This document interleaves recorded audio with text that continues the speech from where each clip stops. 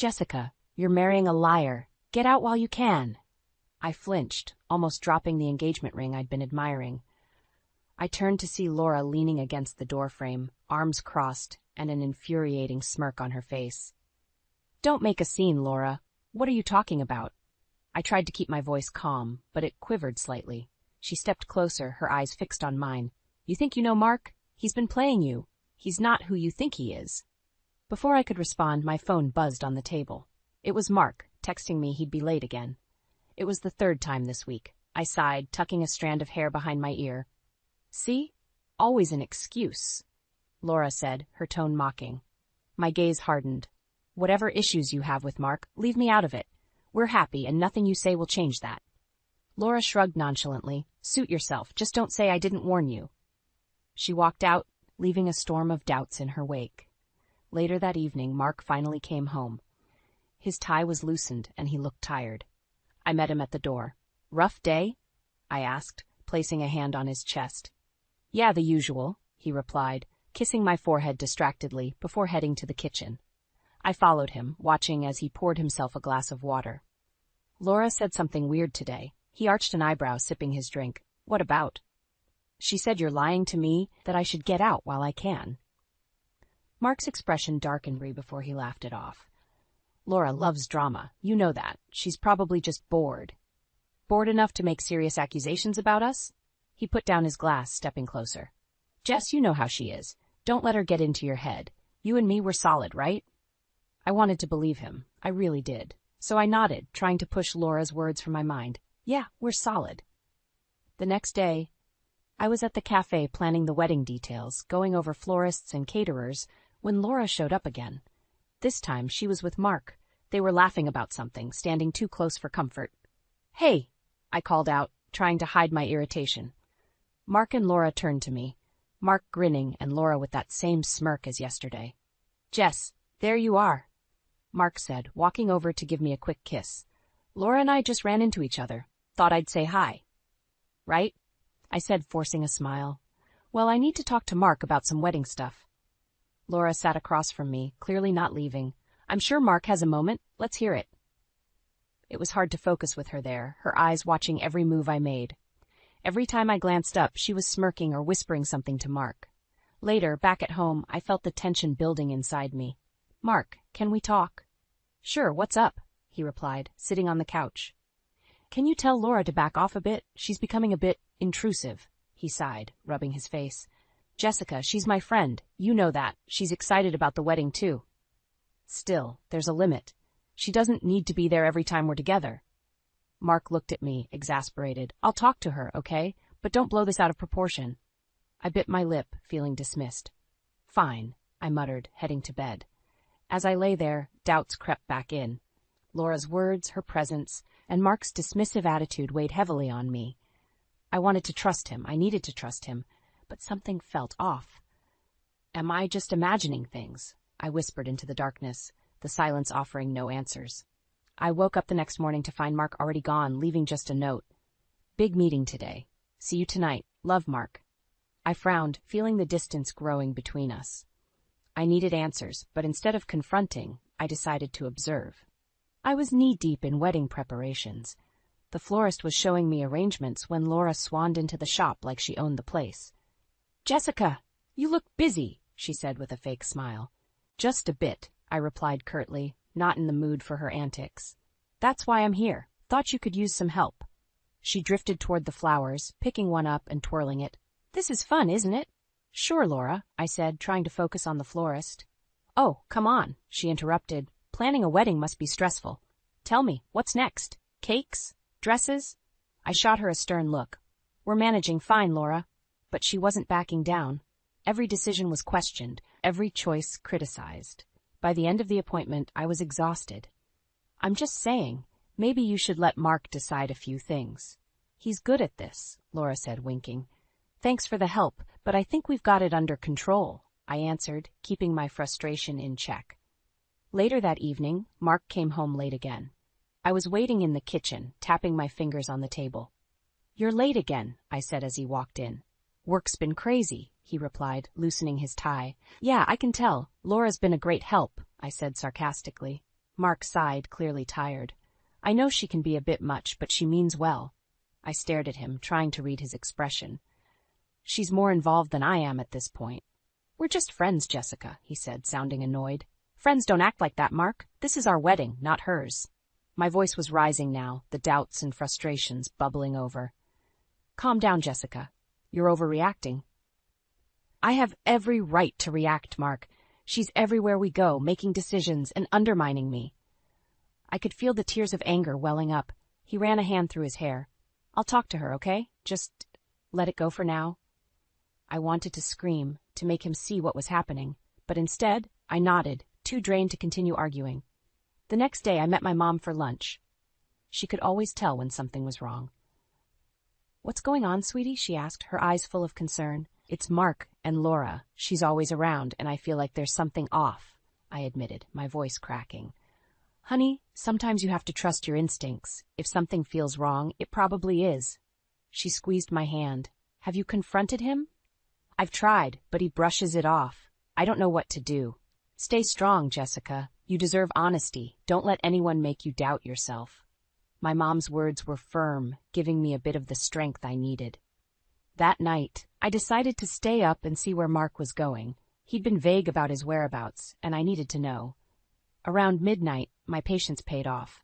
Mark's phone buzzed. It was a message from Laura. Be there in 10. My heart pounded as I watched him leave. I followed at a safe distance, trying to keep calm. He stopped at a quiet street, and there she was, waiting by her car. They hugged, too warmly for just friends. I quietly snapped photos, my hands shaking. As I returned home, fury and hurt swirled within me. This wasn't over. Laura's manipulation had gone too far, and Mark's betrayal was clear. I wasn't backing down. It was time to get what was rightfully mine. Morning sun streamed through the curtains, but its warmth did little to soothe the cold knot of anxiety in my stomach. I met my mom for breakfast, still reeling from the previous night's discovery. Honey, you look like you've seen a ghost, she said, her voice edging with worry. I found them, Mom. Mark and Laura. Together, I said, showing her the photos I had taken. Her face darkened. Jessica, this is serious. You need to confront him. I will, but now's not the right time, I responded, trying to sound more confident than I felt. I need a plan. She nodded, understanding. Whatever you need, I'm here. Back home, I was setting the table when the doorbell rang. It was Mark, his usual charm dialed up. Hey, beautiful. He tried to kiss me, but I turned away. We need to talk, Mark. I put the photos on the table, his eyes widened in surprise. What are these? He demanded, but his voice lacked the usual confidence. You tell me, I challenged, folding my arms. It's not what it looks like, he started, but I cut him off. Save it. I just want the truth. My voice was steady, a contrast to the storm raging inside me. He sighed, shoulders sagging. Laura's been having problems. I've been trying to help her, that's all. There's nothing going on. If that's all, why didn't you tell me? I countered, my anger flaring. I didn't want you to worry, he said, trying to reach for my hand. I pulled away, staring at the man I thought I knew. Mark, you promised me honesty. This isn't it. Before he could respond, his phone rang, Laura's name flashing on the screen. He silenced it, but it was too late. My suspicions were confirmed. Answer her, I said coldly. Tell her she's not welcome here anymore. He looked panicked, but nodded, dialing her back and putting the call on speaker. Hey, Laura, he said, voice strained. Mark, what's happening? She whined. Did she see the pictures? Yes, Laura, I did, I said sharply, stepping closer. This charade ends now. The line went silent for a moment before she hung up. I turned to Mark, feeling a strange mix of relief and despair. We need boundaries. No more, Laura. You need to choose, Mark. Me or her. I choose you, Jessica. Always, he said, desperation in his eyes. I'll handle it. He left to meet Laura, and I finally exhaled, realizing I'd been holding my breath. An hour later, he returned. She's out of our lives, he said, but I wasn't convinced. Later that night, as I sat in the living room, Mark's phone buzzed again. Another message from Laura. This isn't over. I knew then that I couldn't just rely on Mark's words. This was my fight, too. That night I called Megan, my best friend. Megan, I need your help. Anything, Jess. What's going on? It's Mark and Laura, I explained the situation. Damn, Jess, we need a plan, she replied, always ready for action. Yes, I said, feeling a spark of determination. We're going to expose them, both of them. And so with Megan and my mother by my side, I began planning the ultimate revelation. This wedding would not go as planned. It would be a day of truth, justice, and most of all, karma. As the wedding day drew closer, the tension was almost unbearable. But I tried to keep my composure. Mark seemed oblivious, acting like everything was fine between us. Laura was noticeably absent, but I knew better than to lower my guard. One evening, just before dinner, my mom pulled me aside. "Jessica, have you made any more progress?" I nodded, showing her the folder I had put together. The evidence was all there. "We'll expose them at the wedding. Megan's agreed to help." Mom looked relieved. "Good. They need to face the consequences." That night, Mark called me into the living room.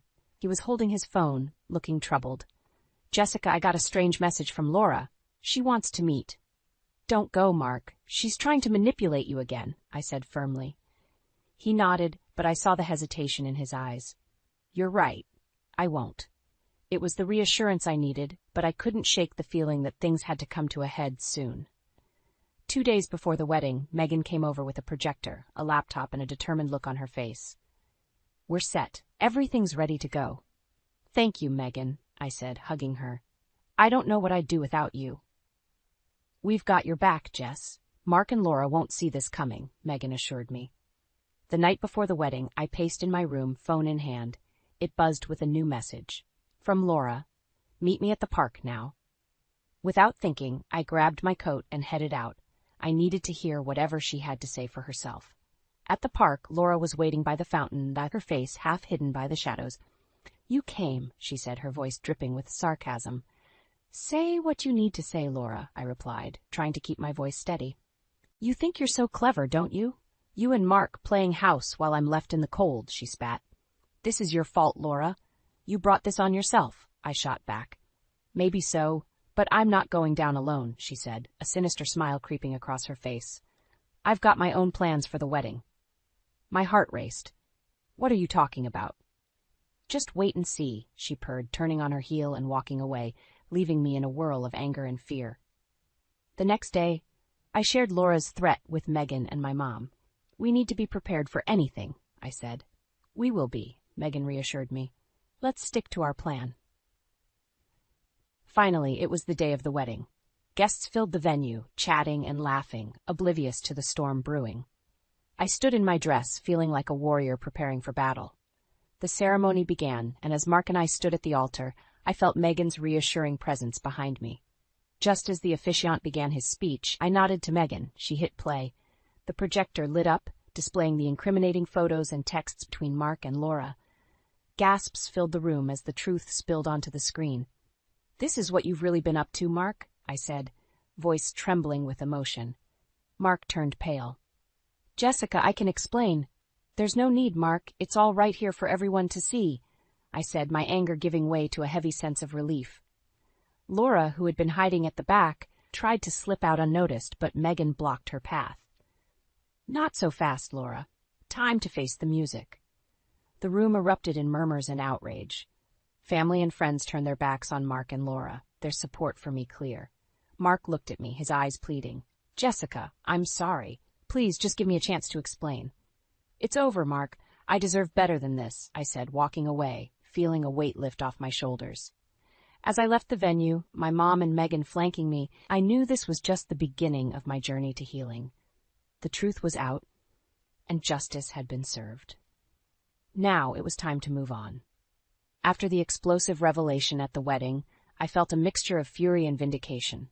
As my mother and Megan guided me out of the venue, I knew this was far from over. Mark and Laura had to face the consequences. The following day, I sat in my living room with Megan, going over the next steps. "Jessica, are you sure about this? This plan can backfire," Megan said, looking worried. "We have to be thorough, Megan. They need to feel the consequences of their actions," I replied, steady and determined. My mom joined us with coffee. "What's the plan?" "We've gathered all the evidence. Now we need to put everything together and present it to Mark and Laura's circles," I explained. Megan nodded in agreement. "We'll make sure they won't escape this, professionally and socially." We divided tasks. Megan would handle Laura's workplace and social circles.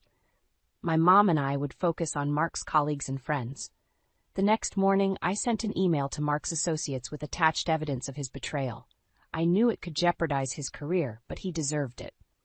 Megan was equally ruthless, sending a detailed dossier to Laura's boss. We waited for the fallout. Just before noon, my phone rang. It was Megan, breathless with excitement. "Jessica, you won't believe this. Laura's been called into a meeting with her boss. She's toast." Relief washed over me. "We did it, Megan. This is only the beginning." Hours later, Mark stormed into my house, anger radiating off him. "What did you do, Jess?" "Exposed you for what you are," I said coldly, standing my ground. "You've destroyed my career. How could you?" he yelled, pacing the room. "You destroyed our relationship, Mark. Actions have consequences," I retorted. While we argued, Megan texted me updates. Laura had been suspended, pending further investigation. "What do you expect to gain from this?" "Revenge won't fix anything," Mark said, desperation creeping into his voice. "I expect you to face the same humiliation you inflicted on me," I replied. With a final glare, Mark stormed out. I slumped onto the couch, exhausted but feeling some sense of justice. Days turned into weeks. News of Mark's unethical behavior spread, causing him to spiral further. His colleagues distanced themselves, and his professional reputation took a nosedive. For Laura, things weren't any better. She was ultimately fired, her manipulative nature revealed to all. She became socially isolated as her friends and acquaintances shunned her. During this period, I focused on healing. My mom and Megan were my pillars of support. One evening, while having dinner with them, I reflected on everything that had happened. "I never imagined things would go this way," I admitted. "Sometimes karma has a way of working itself out," my mom said wisely. Megan raised her glass. "To new beginnings and justice served." "To new beginnings," I echoed, feeling a sense of release. Months later, I was in a much better place. I had started a new job, found peace in small routines, and surrounded myself with genuine people. The scars were still there, but they didn't define me anymore. As I sat in my garden, sipping tea and looking at the sunset, I realized that revenge wasn't the most satisfying part. It was reclaiming my life and finding strength I didn't know I had. The betrayal of Mark and the manipulation of Laura had shaken me to my core, but I emerged stronger, resilient, and ready to start anew. The wedding day was meant to be perfect. Instead, it became unforgettable for all the wrong reasons. As Megan hit play, and the truth spilled out for everyone to see, the reaction was instantaneous. People gasped, and whispers filled the room. Mark's face turned white, then red with fury. Laura tried to disappear into the crowd, but Megan's glare kept her rooted in place. "Jess, this is out of control," Mark said, trying to reach for my hand. I pulled away, staring at him. "No, Mark. What was out of control was your betrayal." "This is justice," I responded, my voice firm. Laura stepped forward, eyes blazing. "You think this makes you better, Jessica?" "You're pathetic." I turned to face her, feeling the sting of her words but standing tall. "You are the one who's pathetic, Laura. You and Mark deserve each other." Friends and family began to rally around me. My mother stood at my side, her face calm but resolute. "Get out," she said to Mark and Laura. "Neither of you are welcome here anymore." Mark looked to the crowd for support but found only cold eyes. Laura sneered, trying to salvage her pride. "I always knew you were a vindictive witch, Jessica," she spat. "Enjoy your victory." "Oh, I will," I shot back. As they walked out, the room fell into a stunned silence. Megan took the mic, thus clearing her throat. "Thank you all for coming. This event is now over." One by one, guests came up to me, offering words of support and apology for not seeing the signs earlier. As the last drunk uncle staggered out, Megan whispered to me, "You did it, Jess. It's over." "Not quite, but it's a start," I replied, feeling a small sense of relief. Back at my mom's house, she poured me a glass of wine. "I'm proud of you, Jessica. You stood up for yourself." "Thanks, Mom, but it still hurts," I admitted. "Healing takes time, but you're on the right path," she reassured me, giving my hand a gentle squeeze. That night, I lay in bed, letting the events of the day wash over me. Mark and Laura were out of my life, but the scars remained. I knew the road to recovery would be long. The next morning, Megan called. "How are you holding up?" "I've been better, but we did the right thing. By the way, any news on them?" "Oh, Laura's in shambles. Lost her job and her so-called friends. As for Mark, he's facing professional exile. No one wants to be associated with a liar," she said, satisfaction dripping from her words. Well, karma's working faster than I thought, I replied, unable to hide my relief. Over the next few weeks, Mark tried to contact me multiple times, but I blocked every attempt. I was done with him. Laura didn't dare to reach out, knowing any interaction would only make things worse for her. One afternoon, while I was having lunch with Megan, she leaned in. "You've started dating again?" I blushed. "A little. Met someone online. Nothing serious, but he's nice." "Good for you, Jess. You deserve all the happiness." "I'm taking it slow. Still healing," I said, smiling softly. Fast forward to a month later and I was at a cafe, meeting my gentleman friend Ethan for a casual lunch. He knew bits of my past, but I kept it light. "So how was your week?" he asked, genuinely interested. "It was good. Busy, but good," I replied, feeling the warmth of his gaze. Ethan grinned. "Well, here's to great beginnings and better days ahead." As we clinked glasses, I felt a sense of peace wash over me. My journey was far from over, but I was moving forward, one step at a time. Revenge had its place, but now it was time for renewal and growth. My shattered vows had led me to newfound strength, ready for whatever life had in store next. The fallout from the wedding debacle continued to ripple through our lives. Mark and Laura were now pariahs in our social circles. The sense of vindication was satisfying, but it didn't completely erase the pain. One evening, as I was unpacking some boxes in my new apartment, a fresh start I desperately needed, my phone buzzed. Megan's name flashed on the screen. "Jess, have you heard? Mark and Laura are apparently trying to set the record straight," she said, a mix of shock and amusement in her voice. "What now?" I asked, exasperated but intrigued. "They've scheduled a press conference to clear the air, or so they claim." I sighed. Desperate times, I guess. What are they planning to say? "Who knows, but whatever it is, it's not going to change what they did," Megan replied. "True," I said, shaking my head. "Well, let's see how this goes." The next day, the press conference was all over social media. I watched a live stream from the comfort of my home. Mark and Laura stood at the podium, looking disheveled and cornered. Mark cleared his throat, glancing nervously at Laura.